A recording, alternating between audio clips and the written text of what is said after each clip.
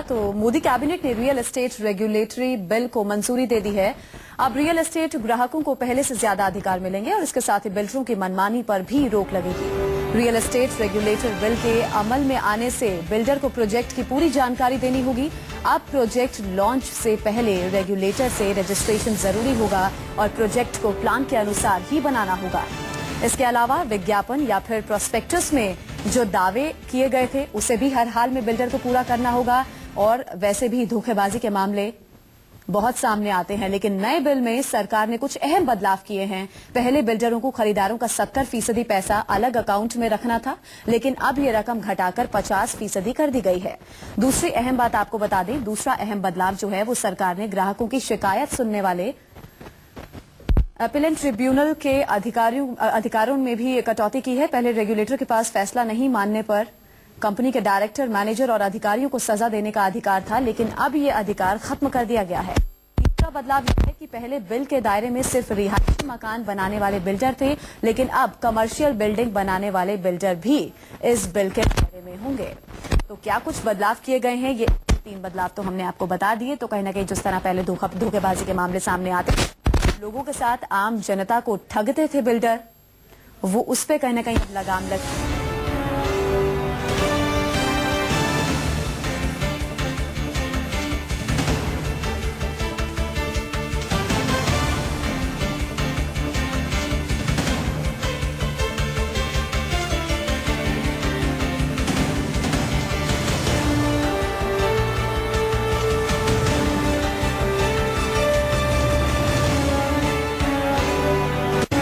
दर्ज किया करते थे, कहीं ना कहीं उस पर लगाम लगेगी।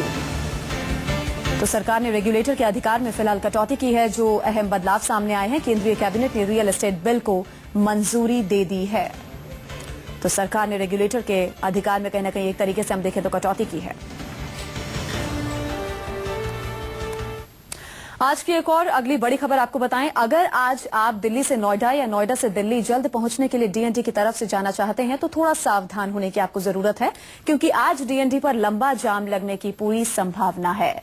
दिल्ली और नोएडा को जोड़ने वाले डीएनडी को टोल फ्री करने की मांग को लेकर आज भारतीय जनता पार्टी प्रदर्शन कर रही है। बीजेपी ने मोर्चा खोल दिया है। नोएडा से बीजेपी विधायक विमला बाथम ने नेतृत्व में बीजेपी के कार्यकर्ता डीएनडी पर पहुंचेंगे, वहां पर प्रदर्शन करेंगे। बीजेपी कार्यकर्ताओं की मांग है कि डीएनडी को टोल फ्री किया जाए। हाल फिलहाल आपको बता दें, गुड़गांव के टोल को भी फ्री किया गया था। अब उनकी मांग है कि डीएनडी दिल्ली नोएडा जो रूट जोड़ता है उसको भी फ्री कर दिया जाए। रोजाना आपको बता दें, हजारों लोग दिल्ली और नोएडा के बीच सफर करते हैं। तो आज बीजेपी के प्रदर्शन को देखते हुए डीएनडी पर लंबा जाम लगने की पूरी आशंका है। राजधानी दिल्ली और नोएडा को जोड़ने वाले डीएनडी फ्लाईओवर पर मौजूदा टोल टैक्स को खत्म करने के लिए आज नोएडा की बीजेपी इकाई यहां पर धरना प्रदर्शन देगी। हालांकि ये मामला कोर्ट में पहले से लंबित है, लेकिन बीजेपी ने इस मुद्दे को आज उठाने की कवायद शुरू की है। बीजेपी की जो विधायक है नोएडा से विमला बाथम, उनके तत्वाधान में आज यहां पर धरना प्रदर्शन होगा। और आप देख सकते हैं कि बीजेपी के कार्यकर्ता यहां पर पहुंच चुके हैं, जो कि यहां पर धरना देंगे। वहीं पुलिस ने भी अपनी तरफ से पूरी तैयारियां की हुई हैं। आप देख सकते हैं कि वाटर कैनन की गाड़ियां भी यहां पे मौजूद की गई हैं, क्योंकि राजधानी दिल्ली और नोएडा को जोड़ने वाले डीएनडी फ्लाईओवर पे प्रतिदिन हर रोज यहां से लगभग 5 से 10 लाख गाड़ियां गुजरती हैं। और ऐसे में जाम का खतरा है, जो कि राजधानी में पूरी रिंग रोड पर जाम लगा सकता है। और इसी को देखते हुए पुलिस ने भी यहाँ पर अपने पुख्ता इंतजाम किए गए हैं। यहाँ पे कई सारे बीजेपी के कार्यकर्ता हैं। से नो टू डीएनडी टोल। आप लोग यहाँ पर डीएनडी की आज टोल खत्म करने के लिए आवाज उठाएंगे? आज पूरा आवाज उठाएंगे। आज खत्म भी करने का मूड में है हम लोग। टोल ब्रिज बना था सुविधा के लिए, ये तो उल्टा असुविधा की जगह बन गई है। ये इतनी बुरी तरह से इसकी व्यवस्था चलती है, कोई मैन पावर नहीं है, यहाँ पे कोई गार्ड नहीं है कंट्रोल करने के लिए। जब जनता के साथ ये विश्वासघात हो रहा है, यहाँ पे जो लूट मार हो रही है, तो ये भी तभी वहाँ तक पहुँचेगी बात, तभी तो वो कुछ कर पाएंगे इसको। गुड़गांव में क्या हुआ? गुड़गांव में जनता ने क्या किया? गुड़गांव में जैसे हुआ कोर्ट को दखल देना पड़ा और उसके बाद टोल टैक्स खत्म हुआ। ऐसे ही आप लोग चाहते हैं, क्योंकि ये टोल टैक्स को खत्म करने की मांग है, क्योंकि आरोप है कि कई गुना कंपनी कमा चुकी है जब से डीएनडी फ्लाईओवर बना है, लेकिन उसके बावजूद भी यहाँ पे टोल टैक्स खत्म नहीं किया गया, बल्कि उल्टा टोल टैक्स हर साल बढ़ाया जाता है और इसी को लेकर नाराजगी है बीजेपी की और नोएडा में जो मौजूद लोग हैं उनकी, क्योंकि यहाँ से नोएडा से दिल्ली जाने के लिए ये सबसे आसान रास्ता आप देख सकते हैं।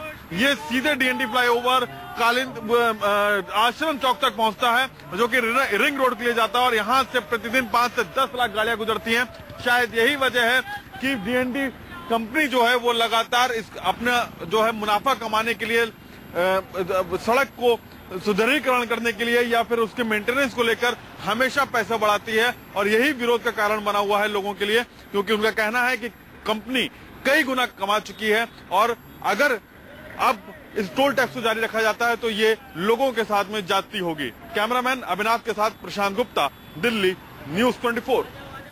प्रशांत गुप्ता हमारे संवाददाता भी हमारे साथ मौजूद भी हैं, इनसे बात कर लेते हैं। प्रशांत, इससे पहले भी हमने टोल टैक्स फ्री को लेकर प्रदर्शन की बहुत सी खबरें देखी, तस्वीरें देखी। आज वैसी तस्वीर फिर से हम देखेंगे।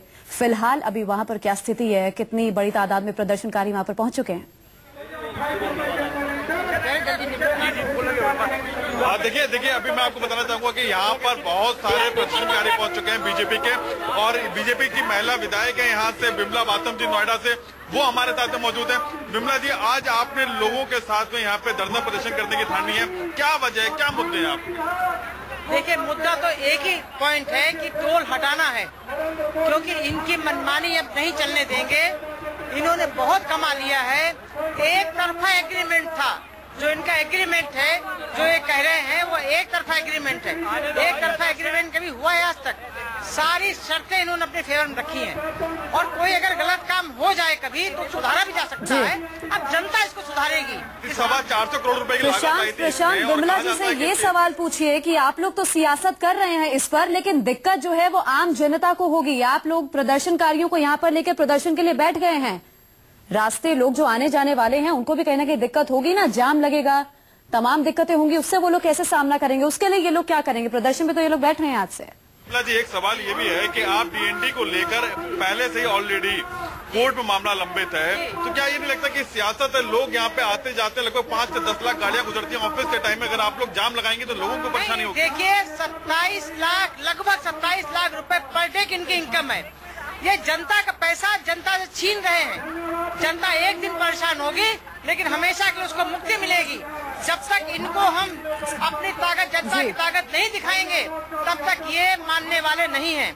अभी समय है, ये जो एक तरफा एग्रीमेंट है उसको खत्म करने, तुरंत अपना बोरिया बिस्तर बांधे और वापस चले जाएं। चलिए प्रशांत, बहुत बहुत शुक्रिया, आप नजर बनाए रखें। आपसे हम अपडेट के लिए वापस लौटेंगे।